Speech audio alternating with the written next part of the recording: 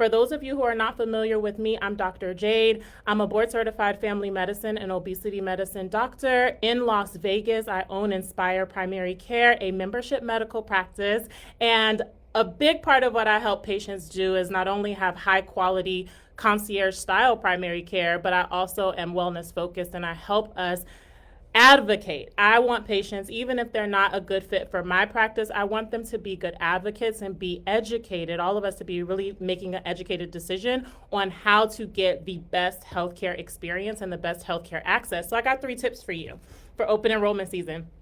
As always, as you join, drop in the chat, where are you joining from? And I always like to see who we got in the audience. As always, we are now enrolling new primary care and medical weight loss members at inspireprimarycare.com. No I in front of Inspire. We're over halfway full. So if you are looking for the best primary care experience in Las Vegas, you're trying to transition to a healthier lifestyle and a healthier weight, I would love to care for you at Inspire Primary Care. All right, so let's jump into it. Open enrollment season, 3 tips. Tip number 1 is ask about the primary care access. Ask about the primary care access. So when you are having open enrollment season, usually they will have benefits packages, right? And the word benefits sounds really nice. It's a really nice word that makes it sound like whatever is being offered to you is going to be beneficial. But we are taking the mask off, okay? We are understanding the fact that benefits does not mean beneficial, that healthcare access does not mean access to a doctor when you need one. And so insurance, healthcare insurance, and an insurance card does not mean you have a physician on your healthcare team that you will be able to access when you're sick. So we are going to just take away the veil to these myths, okay, and understand that healthcare insurance means that the insurance company may pay for some aspects of your healthcare. That is what that means, okay? So it's important for us to do our due diligence to make sure and look at the fine print and see, what do these benefits really mean? And when I'm sick, will I be able to see a doctor? And when I'm sick and I need to see a doctor, can I pick my doctor? And how long will it take to see a doctor? Like, these are the things we want to look at. So let's talk about number 1. Ask about the primary care access within that package that your benefits director is presenting to you, okay? What that means is primary care is 90% of our healthcare needs, meaning if something urgent comes up, that is a primary care need. If you have something chronic that is being managed, like high blood pressure, diabetes, high cholesterol, that is a primary care need. Most things that you would eventually see a specialist for should first be screened and possibly treated and managed by primary care. So if you have acne, you don't need to go to a dermatologist. We treat that in primary care. If you have a doctor that is working in their full scope and is not in a conveyor belt insurance system where they can only see people for 10 minutes, so they have to send a referral for unnecessary things that could be seen in the primary care office, okay? Which is why we don't do insurance at Inspire Primary Care and just the membership. But if you are selecting an insurance-based option, you need to know, can I pick my doctor? Meaning, can I research the different doctors available and pick the one that I think is the best fit? All right. This is the patient-physician relationship is so important to make sure it's a good fit on both ends, that you feel comfortable with the doctor, that the doctor is caring for your needs, etc. Okay. So can you research and pick the doctor, or are you assigned to a doctor? That makes a difference. So ask about that, okay? You don't want to just be assigned to somebody and it's not a good fit, all right? The next thing, when it's looking at the primary care access, you want to know about and ask about the visit lengths and the limits. Visit lengths and limits, write that down. So what that means is, when you see your doctor through this benefits package, how long are the visits when you're with your doctor? Are they 8 minutes? Are they 10 minutes? If it says 20-minute visits on paper, does that mean that when you're in the room, the 20-minute clock starts when the nurse is taking the vitals and when you're waiting for the doctor in the room? Or how long is the doctor in the room with you? In most insurance-based offices, that is going to be 5 to 10 minutes max. And that's important for you to know, that doctors are not going to be able to make a really detailed decision for you, a thought out plan for you in a rush 10-minute restriction, okay? And so that's something you need to look at, especially if you're thinking about an insurance-based office. Of course, at Inspire Primary Care, our appointments are 30 to 60 minutes. I'm a text message away from my patients, an email away. They have all these different options where they don't feel rushed. There are no length limits like that. The other thing is actual limits, what a lot of people don't know. And this is so tricky, you guys, because it sounds like benefits sound so good. But many people don't know that most good insurance plans, people like to say good insurance, right? Most insurance plans actually in the fine print have a limit to how many times you can see your primary care doctor in a year. And the standard, my friend is a health insurance agent, and he let me know that the standard plans, PPO, full access plans, typically only allow 3 maximum visits per year to see your primary care doctor, and then you're paying out of pocket after that. That's huge for you to know. And most people, even people who say to me, I'm super healthy, I only see my doctor once a year, most of the time that's because your insurance will only pay for a visit up to 3 times, okay? So important to know when you're looking at these benefits packages, how many times can I see a primary care doctor and it be covered before I have to start paying out of pocket? And then what is that out of pocket expense? Because if you're paying $800 per month plus thinking you have this amazing insurance plan, and lo and behold, you can only see your doctor 3 times, and then you're paying these high co-pays after that, you're not saving money. And so I try to let people understand that when you look at the fine print to these plans, it typically saves people far more money to join a membership medical practice like Inspire Primary Care and customize their insurance packages, okay? All right, and so how long does it take you to get a visit? When you're asking about the primary care access, ask, if I go see my doctor or need to see a doctor, what is the average wait to see a doctor, okay? Something I want you to know is that in Las Vegas, for example, where we are, the average wait to see an insurance-based primary care doctor is 3 to 6 months. Now, in other areas of the world, it may not be as long of a wait. But you want to know, when you're paying these high costs for health insurance, when I'm sick, how long is it going to take me to see someone? Of course, at Inspire Primary Care, by us not billing insurance in the office, these are not the type of hassles our patients deal with because they self-schedule through their link or QR code, a video in person on the phone, via video, and of course, again, they have my phone number to directly text or call me or hop on video and things like that. So, but you want to know, how long does it take to get a visit? And the last part of the first tip about asking about primary care access is, are there any hidden fees? Are there any hidden fees? So a lot of times you pay this amount per month, your premium, and then you also pay a copay when you go in. And then when your doctor is ordering labs and imaging and these other things, or if you say you need an abscess drained in the office and they're doing an office procedure, a lot of times people have no idea what that's going to cost, and they get these big surprise healthcare bills in the mail months later. So you want to ask about, are there any other hidden fees that I won't know about so that you can avoid getting these hidden surprise bills in the mail, okay?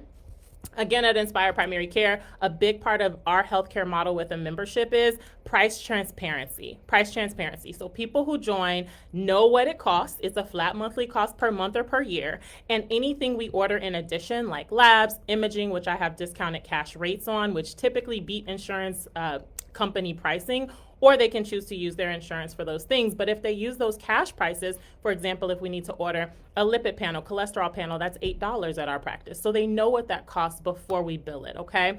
And so these are very important. Or if they need an x-ray, I already have discounted negotiated cash rates exclusive for my members at our imaging centers, x-ray $25 at my practice. So most people will say, I'd rather just pay the $25 and know what that costs and have that behind me than risk giving my insurance card at the imaging center and then maybe getting a $200, $300 bill in the mail 5 or 6 months later.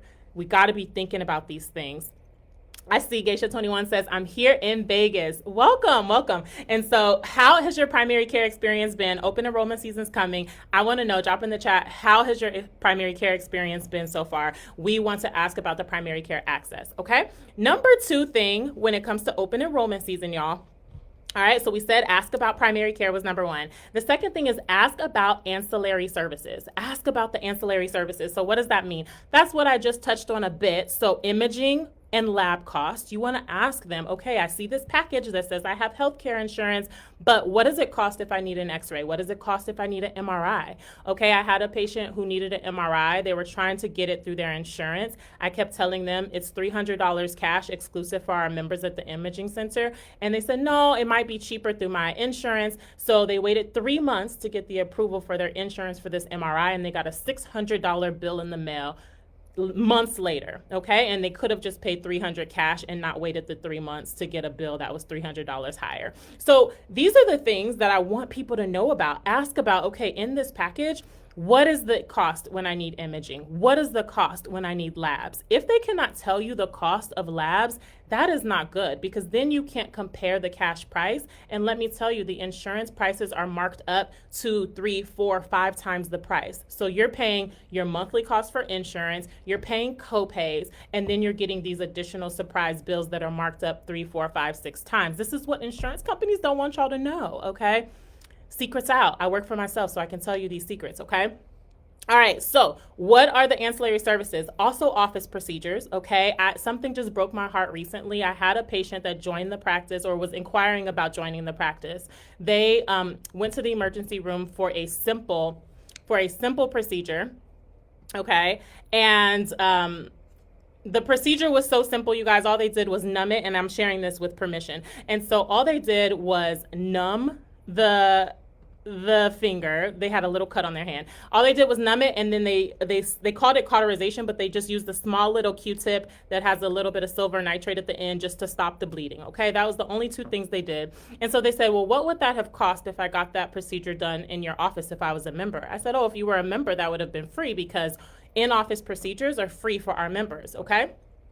And they told me that their bill, and they shared the bill, I actually shared it in my stories recently with permission, was $9,700. And they had, quote unquote, good insurance. So they went to the emergency room, they gave the insurance card, they got numbed up and got a little stick that stopped the bleeding, was sent home on their way with a little Neosporin, prescription Neosporin on top, okay? And then got a almost $10,000 bill in the mail months later for something that would have been free, included in their membership, okay? That would have been equivalent to them being a member of our practice for over 6 years just to be a part, to get that one bill. So it's really insane. So when we think about, oh, I've got insurance, I've got benefits, I've got these, good coverage, when we start using terms like this, these are really terms we've been brainwashed to think, because when we look at the fine print, it looks a lot different on paper. So I just want us to be educated about this, all right? As we enter open enrollment season, we're coming in with some knowledge that they don't want us to have, all right? When it comes to asking about ancillary services, ask about, what if I need a surgery? How much will I have to pay out of pocket on top of all this stuff I'm already paying? When it comes to mammograms, like our health screening procedures, such as mammograms, colonoscopies. Of course, I just let everybody know during October Breast Cancer Awareness Month, my members had a discounted cash mammogram access for $100, $99 mammogram. That was only exclusive for our members, versus the mammograms are typically much more expensive when billed through insurance, okay? Colonoscopies. Of course, you can use your insurance for colonoscopies. Most insurance plans should cover this, okay? A good insurance plan should cover this type of healthcare screening, but you want to make sure that it does. I have cash rates with our local GI specialist as well if a patient does not have insurance, but you want to make sure your insurance plan covers that. Pap smears, okay? Is that included? Most good insurance plans should cover a pap smear, all right? And if not, we have discounted cash rates for our members who do not have insurance. But you want to know what is covered, what ancillary services are covered, and how much will you still need to pay out of pocket, all right? Another thing, last thing on the ancillary services is specialists. Is this plan, and I can't tell you how many people have these healthcare plans, and my patients, they have no idea if it's an HMO or a PPO plan versus a high deductible plan. This is important to know. So an HMO plan, usually that means that a primary care doctor, it has to be the insurance-based assigned primary care doctor sending to the insurance company assigned group of specialists, and that is required to get a referral to a specialist, versus that's an HMO plan. Basically, they keep everything in-house. You can think HMO like in-house, okay? Versus a PPO plan, that says that you don't have to see the primary care doctor first. You can just go and call the specialist office and schedule an appointment. However, important to know that, and yes, if you're a member of our practice, yes, I send to specialists. I have a 5-star list of specialists that take high quality care of my patients. Many of the specialists in town are my friends. I have their cell phone number. I text them questions for my members. They get my patients in quick. And so that's the type of service, like the VIP experience that our members get, okay? This is a difference than when when your doctor works for you versus when your doctor works for the insurance company. Now, if you have a PPO plan, this is also important to know because patients get frustrated with this too. Many of the specialists in town, their office still may have their own rules that they still want a referral from a primary care doctor. And that's simply because the average wait in Las Vegas, for example, is like 3 to 6 months. It's or longer, okay? That's for primary care or a specialist. And so they don't want people just self-scheduling appointments for something that could have been seen by a primary care doctor. So what a lot of them are doing now is still requiring for a patient to see a primary care doctor, get a referral sent in, even if you have a PPO plan. So something also important for you to know. All right, I think we got it down about asking for the ancillary services. And then number 3, my last one, all right. So number 1, when it comes to open enrollment tips, was ask about the primary care access. Number 2 is ask about the ancillary services. And number 3 is ask about customizable coverage. Ask about customizable coverage. What does that mean? So there are plans, like say you're someone who is relatively healthy, then a high deductible healthcare plan may be a better fit for you than an HMO and a PPO plan. A high deductible healthcare plan is a healthcare plan that has a lower monthly cost. So the amount you're paying per month is much lower. And a lot of people will pair that with a membership medical practice, although my patients also can have full HMO, PPO plans or no insurance at all and be a part of our membership practice. However, many of them want to have some coverage for those high cost aspects of healthcare. Like if they have to be hospitalized, have to go to the emergency room, have to have a surgery, then a high deductible healthcare plan quite literally covers the high cost type of healthcare expenses, okay? And usually these plans are underwritten, and so they make sure that people are relatively healthy for these type of plans, all right? Another thing is to ask the place that you work if they will cover and include a membership medical practice on their list of benefit options. And this is something for you to know as an employee somewhere. You can advocate for what is on that option list. At Inspire Primary Care, we do corporate memberships. We have different businesses that we partner with, and we provide our membership, our healthcare membership, for all of their employees. And oftentimes during open enrollment seasons, different businesses will reach out to us and say, hey, we'd like to offer you on our memberships options. Can you come in and talk to our employees? Is it okay if they do like a Zoom call and learn more about your services? So if you want a membership medical practice like Inspire Primary Care to be offered and covered by your employer, you can actually advocate and ask them to add that as an option, okay?